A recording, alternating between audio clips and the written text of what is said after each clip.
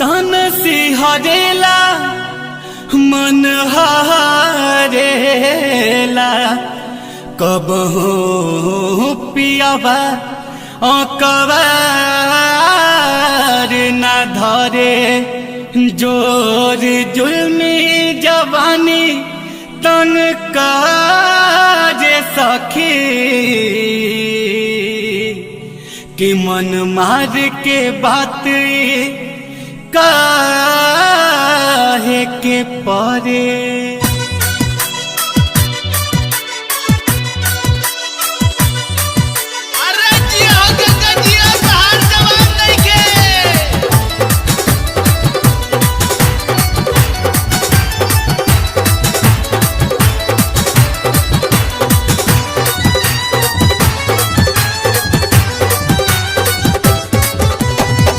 पियावा से ठीक बात कियावा हो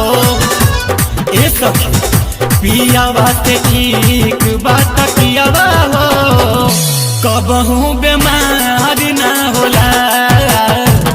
पियावा से ठीक बात कियावा हो कबहू बीमार ना होला कतनो करिले तैयारिया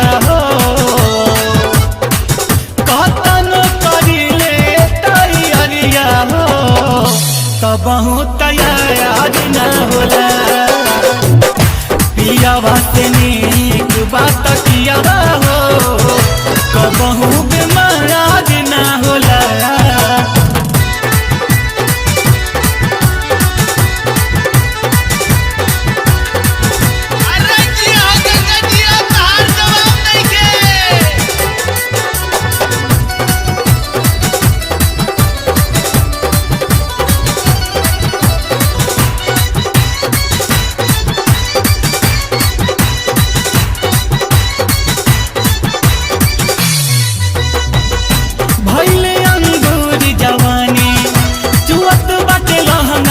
पानी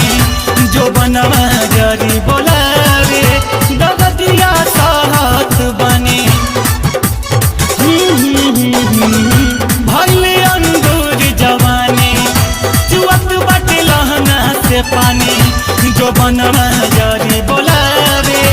दगतिया साथ बने रसवा से भरल बासरिया हो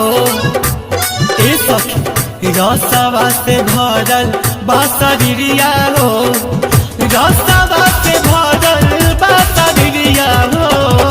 मुआ न लगम कायार न होला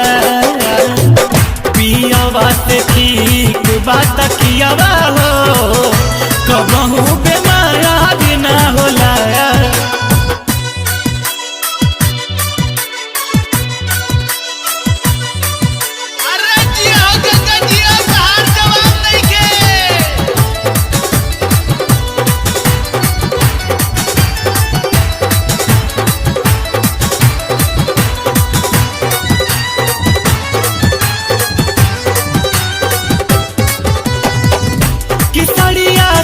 सरी सरी के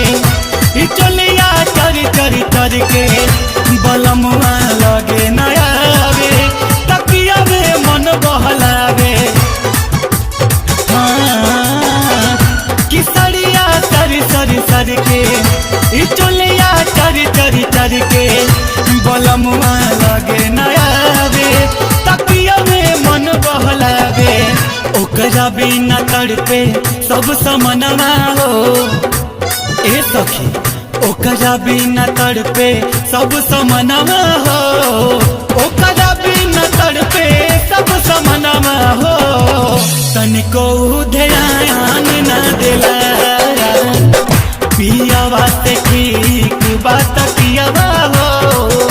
कबहू बीमार न होला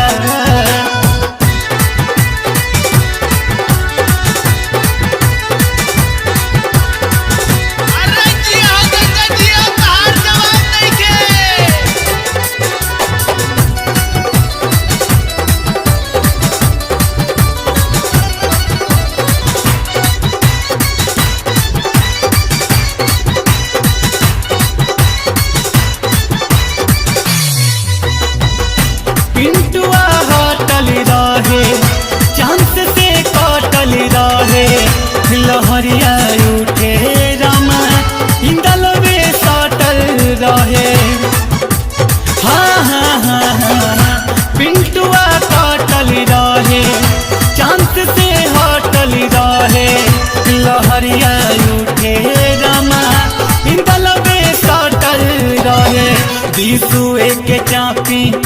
कवरिया हो ए सखी दिसुए के चापी कवरिया हो दिसुए के चापी कवरिया हो मनोज खन भदाया का होला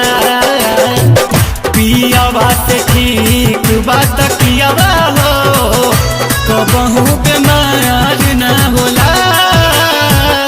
पियावा से ठीक बात कियावा हो ए सखी पियावा से ठीक बात कियावा हो कबहू बेमार ना होला।